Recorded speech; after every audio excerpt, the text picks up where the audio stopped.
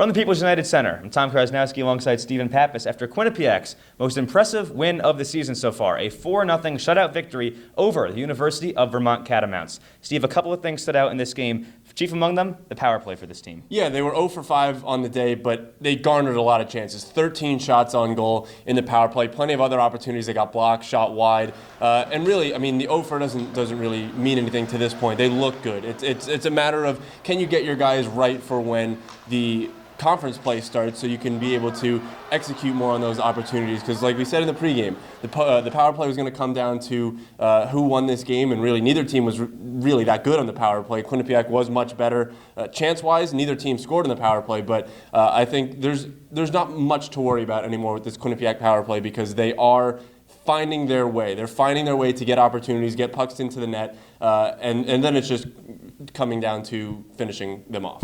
Keith Petrozelli's been inconsistent so far this season for the Bobcats, but he had all the answers today in a shutout win over the Catamounts. So, Steve, what stood out to you today from Petrozelli's performance? You know, he's kind of gotten some flack from everybody, and he's really been solid this season. I mean, the one bad game against Maine, that's the one blemish he's had. The rest of them haven't been, too bad. And then this one today, obviously, the shutout makes that goals against and that save percentage go up much more.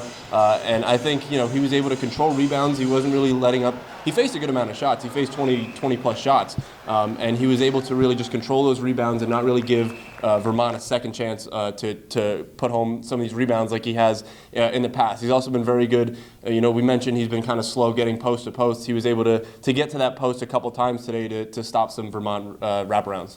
So this was also a very chippy game between these two Northeast foes. And after Joe O'Connor scored the goal for the Bobcats, he kind of taunted over by the Vermont bench. We spoke to Joe O'Connor after the game, and here's what he had to say about it. It was pretty impulsive. I mean, I was committed there for like 2 years before I found Quinnipiac. So, I mean, yeah, there's some pretty bad blood for me with Vermont. So. Aside from that, the Bobcats really did do a good job staying out of trouble in this very physical game, didn't they, Steve? Yeah, and they're just a well-coached team. Head coach Rand Pecknell does a great job of disciplining these guys and making sure that they don't take a selfish penalty in a spot where, Vermont just goes in and takes a cheap shot at one of their guys, and now they're going on a power play.